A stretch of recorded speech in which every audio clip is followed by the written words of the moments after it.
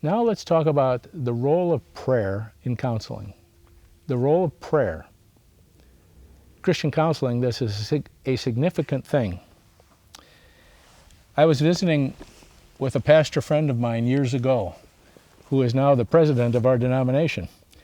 And I remember him saying, sometimes I think the best thing I ever did for people who came to see me was to pray for them. We would like to think that our wise words, all those things are what's really valuable, but we are important to our parishioners, to our sheep, because we pray. They believe that when we pray, God really hears and listens to us. I find that hard sometimes because I think, well, my prayers aren't any better than yours, but they don't think that way. They believe that when you pray, God is listening to you, and certainly He is. So how we pray in counseling, around the subject of counseling, is important, and that's what we want to talk about. So first, how do you pray before a session, before someone comes to see you? If you have an appointment and they're going to come and talk to you, how would you pray first? Well, of course, you can pray that God will give you wisdom. You probably know this person. Maybe you know why they're coming. Maybe you already have a sense of what God needs to do to help. But sometimes you have no idea why somebody's coming or what's going to happen. I think another thing we need to pray for is I often have to pray for myself, because sometimes I'm so distracted that it's really hard for me to think about meeting this person. I'd rather stay at some other job. I'd rather do something else. It's hard for me. Sometimes people come to you whom you don't like very much, and you need to pray that God will give you the love to be Christ-like as a counselor. So you kind of check yourself. Am I in a position where I can serve this person? And is there anything I know about them coming that I can pray for before they get here? Then when you pray during a session, often we begin a counseling session with prayer. Sometimes it just doesn't work that way. Someone comes in and sits down and they just start talking. If it's okay to say, could we just pause a moment and pray before we go any further? That'd be great.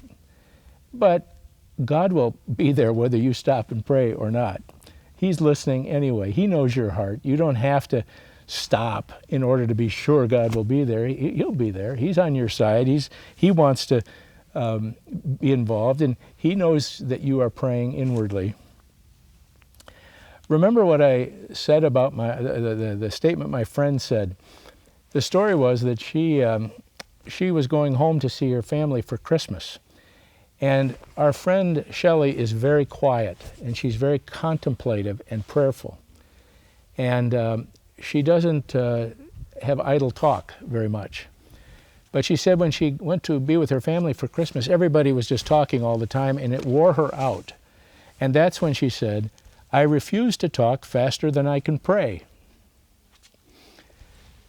Well, as I said before, I have never gotten to the place where I refuse to talk faster than I can pray.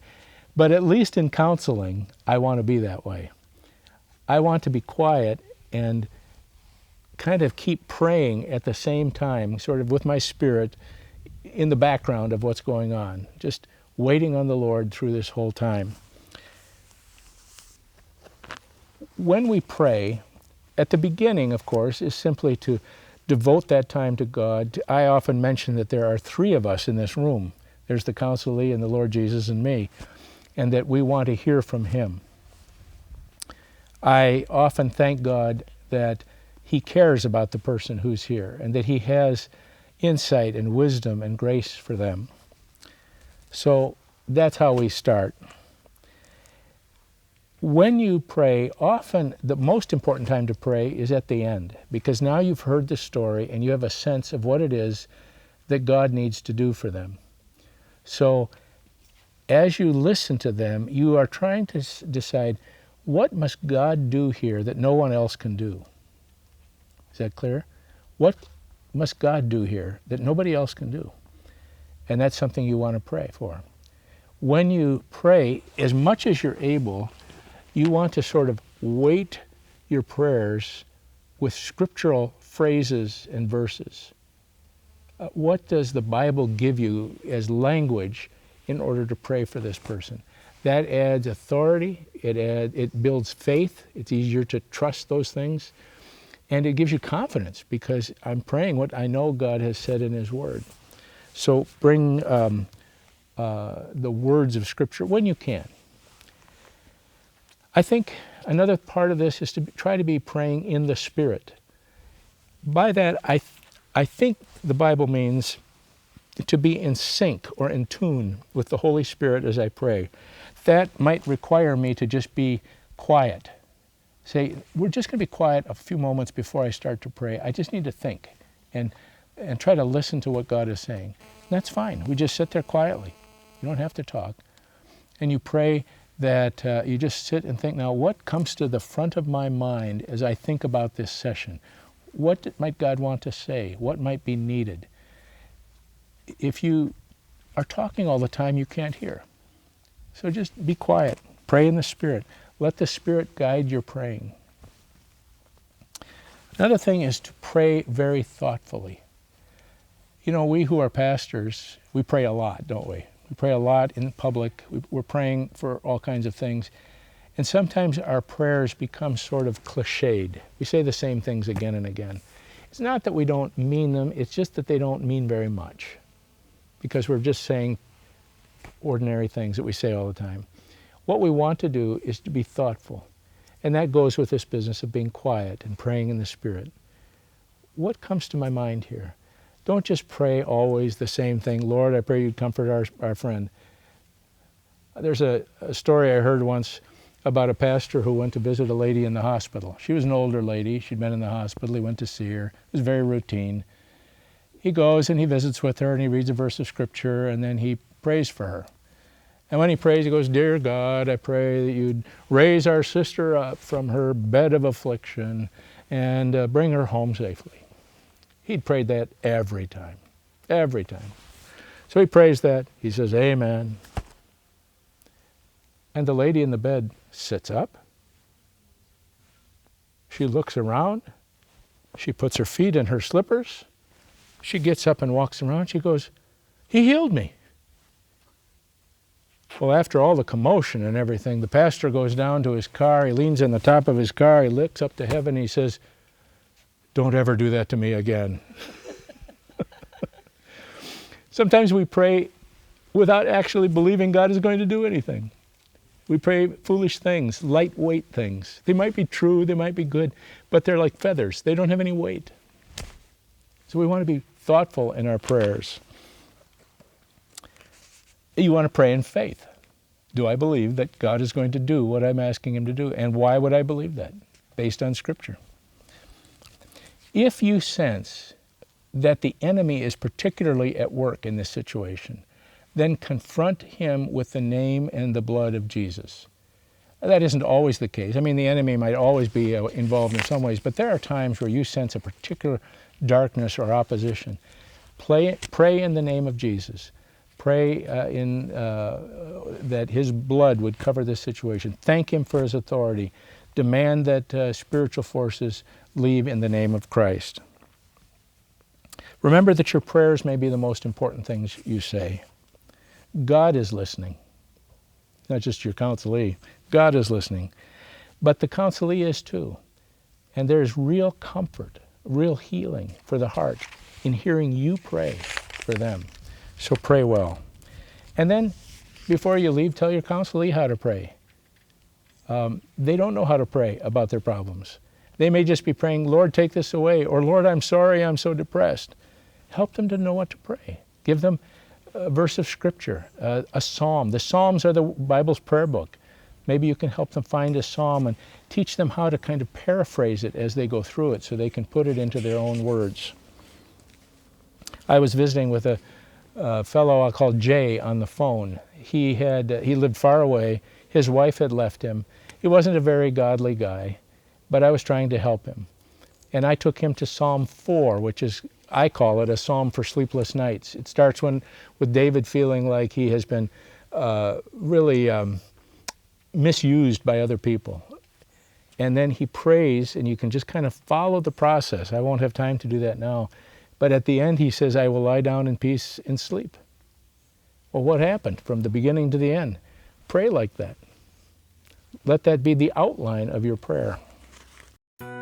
Even a small contribution can make a big difference. Jesus fed 5,000 people because of a little boy's 5 loaves.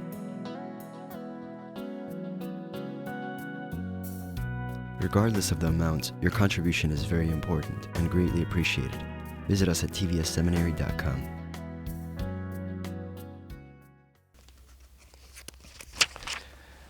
Finally, we want to pray after the session. When the person has gone home, you pray for them. Occasionally, it's appropriate, maybe with their permission, absolutely with their permission, to ask some other people to pray for them. Maybe the leaders of your church. It depends on the situation. But you can say, would you like me to enlist some other people to pray for this? And if they say yes, then say, these are the folks I think I'll ask. I'll send this to the whole church, or I'm going to ask the elders to pray for us, or whatever it might be. You're probably aware that you can pray very effectively on the phone. Have you ever prayed in an email or a letter? I often pray in emails. I'll write to somebody who's far away, who I can't visit, and I say, I can't be there tonight, but let me pray for you right now. And I'll write my prayer. And I've had people say that meant so much to me because I'd read it over and over and over. It might even be more effective, especially for some people, if you actually write it. We are so used to typing everything, but there's something powerful in a card or a letter where you write a prayer. I remember writing to a former teacher of mine who was dying and lived far away, and I wrote a prayer for her because I knew she was a Christian. So be thoughtful. Use these other things. Pray for people on the phone. Pray for people at church just as they come and go. Someone comes up to you after the service, they go, I'm really worried about something. Go, let me pray for you right now, right here in the hall. And we just stop and pray. So afterwards, one thing you're praying for yourself is discernment. Lord, this is what I heard. I'm not sure what to make of it. I'm not quite sure how we should go forward from here. Help me to understand that. You can engage your client, your counselee, in helping you pray. So let's pray together this week about this problem and see if God makes it clearer to us what we should do. And if you have a sense of direction as you pray, invite their feedback. You might say, it seems to me the Lord might be saying that we should go in this direction. How do you feel about that? And they may well say, yeah, that makes sense to me. Or, I don't know, I wish we could talk more about another thing. Okay. So, finally, what happens if we don't pray? Well, God in His mercy answers prayers that we don't pray. He helps people when we haven't thought to ask Him properly. But prayer is significant. Prayer is one of the most important things we do. So let's remember to pray for our people before they come, while they're there, and after they leave.